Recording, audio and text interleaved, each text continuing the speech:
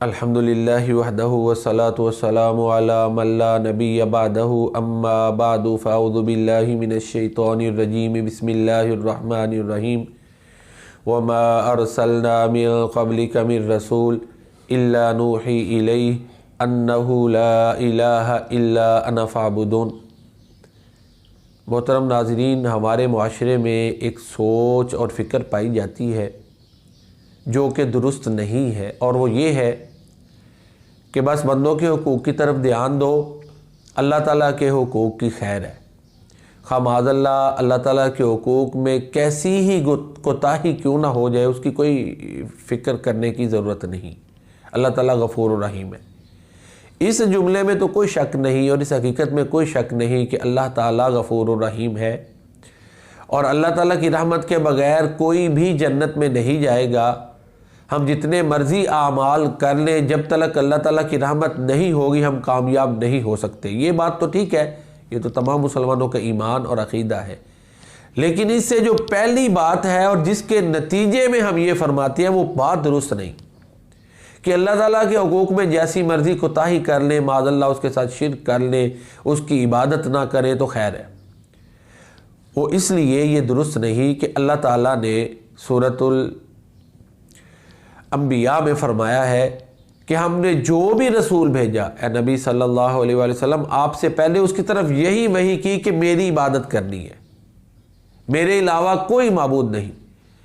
अब 1,24,000 अंबिया किराम अल्लाह ताला ने जब भेजे तो उनका सबसे पहला और अव्वलीन फरीज़ा ये था कि एक अल्लाह की इबादत की दावत देनी है। तो लिहाजा 1,24,000 तकरीबन अंबिया किराम जो आए, उन सब का जो अव्वलीन फरीज़ा था या उनकी जो सबसे पहली दावत थी जिस पर उन्होंने फोकस किया और जिसकी वजह से उनकी अक़वाम में उन्हें जो है ना बहुत ज़्यादा मुखालफत का सामना करना पड़ा, वो एक अल्लाह ताला की इबादत थी। अब देखें ना, हमारे प्यारे नबी करीम जनाब मोहम्मद मुस्तफ़ा सल्लल्लाहु अलैहि वसल्लम सबसे पहली जब आपने दावत दी दीन की तरफ तो क्या थी? क़ूलू ला इलाहा इल्लल्लाह तुफ़्लिहू तमलिकुल अरब वल अजम। तो लिहाजा ये कहना कि अल्लाह के हुकूक़ की खैर है, ये गलत है। हुकूक़ुल्लाह और हुकूक़ुल इबाद दोनों की अदायगी कामयाबी के लिए ज़रूरी है। जिस तरह एक तालिब इल्म होता है ना कि कुछ मज़ामीन होते हैं, उसको कहा जाए जी 2 मज़मून हैं, इनमें से पास होना ज़रूरी है, एक में से फेल, दूसरे में से भी तुम्हें फेल तस्वुर किया जाएगा।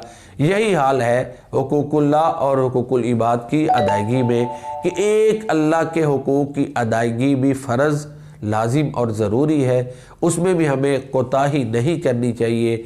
अल्लाह की तौहीद में ऐसे अमाल जो शिर्क है उनसे बचना चाहिए, अल्लाह की बंदगी करनी चाहिए, नमाज का एहतमाम करना चाहिए।